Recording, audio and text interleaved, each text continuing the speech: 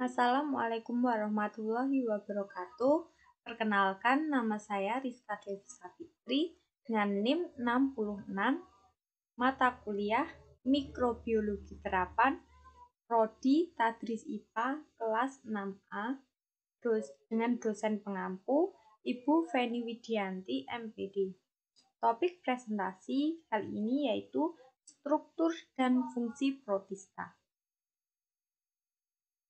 Adapun pokok bahasan pada materi ini yang pertama yaitu pengertian protista, yang kedua ciri protista, yang ketiga peran protista bagi kehidupan, yang keempat klasifikasi protista, yang kelima ciri pembeda protista dengan organisme lain. Menuju pokok pembahasan yang pertama yaitu pengertian kingdom protista. Kingdom protista adalah kingdom yang terdiri dari satu sel atau banyak sel dan memiliki membran inti atau organisme eukariot, serta bersel tunggal.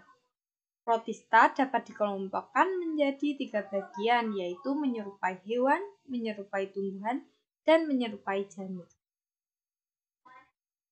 Kingdom protista adalah kingdom yang sederhana karena hanya tersusun satu sel sehingga dapat dikelompokkan dalam kingdom mandiri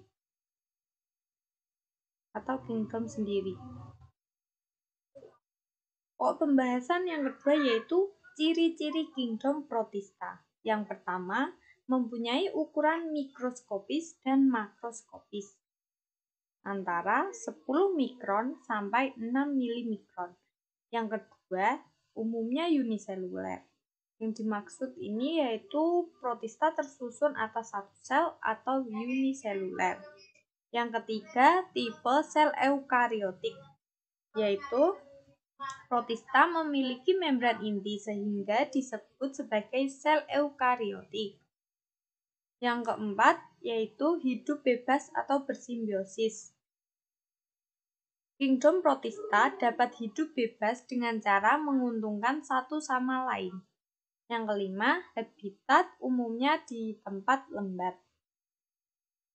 Seperti yang sudah diketahui bahwa protista ini hidup di air atau tempat yang lembab. Selanjutnya, bersifat aerob. Bersifat aerob karena memerlukan oksigen untuk proses respirasi yang bertempat pada mitokondria. Kemudian bersifat heterotrof karena memperoleh makanan dengan mengabsorpsi molekul organik, dan sebagian lagi bersifat fotoautotrof karena memiliki kloroplas sebagai tempat untuk menangkap energi matahari. Yang kedelapan yaitu bersifat motil. Ada sebagian protista yang mempunyai alat gerak seperti flagel atau bulu cambuk, silia atau rambut getar, dan kaki semu. Selanjutnya yaitu pokok pembahasan mengenai peran protista bagi kehidupan.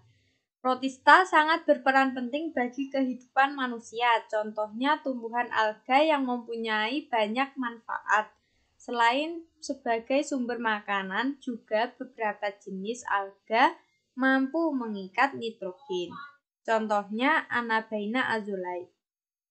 Selain menguntungkan dan bermanfaat, peranan protista pun ada yang merugikan. Contohnya jika koloni alga mati dalam suatu perairan akan menyebabkan polusi air yang dapat meracuni manusia.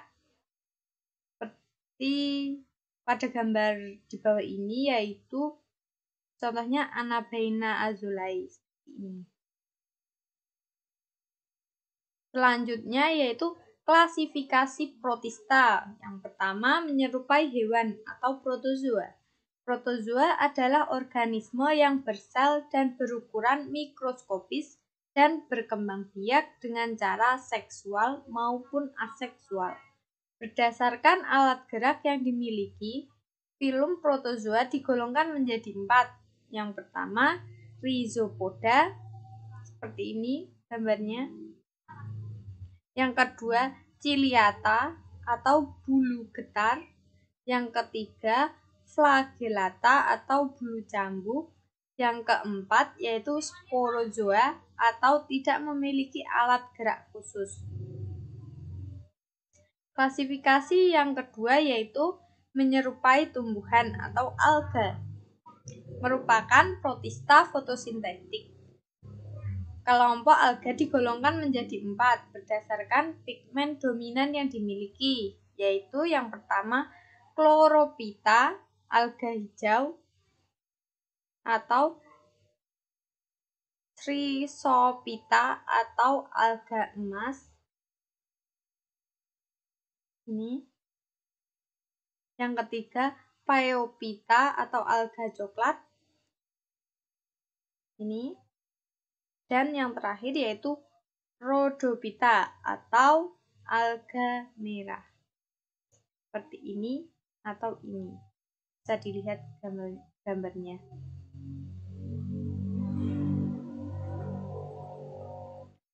Klasifikasi yang terakhir yaitu menyerupai jamur. Ada 3 jenis jamur protista, yaitu jamur lendir atau Mycomycota, yang kedua Araciomyta, dan jamur air atau Omycota.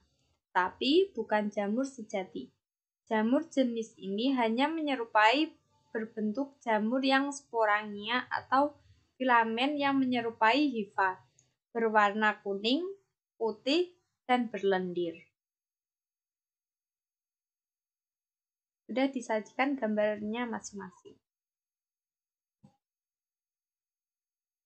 Kemudian pokok pembahasan yang terakhir yaitu ciri pembeda protista dengan organisme lain.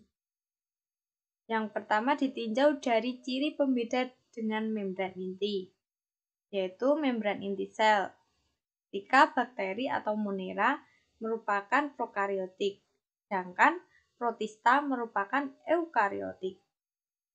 Jika ditinjau dari ukuran dan struktur tubuh, yaitu ukuran monera lebih kecil daripada protista, sedangkan struktur tubuh monera lebih sederhana dan struktur tubuh protista lebih kompleks.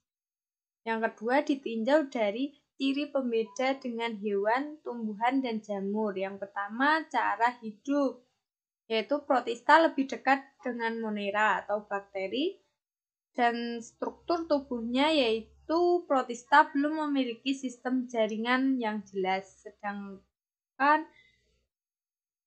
organisme lain sudah jelas sistem jaringannya.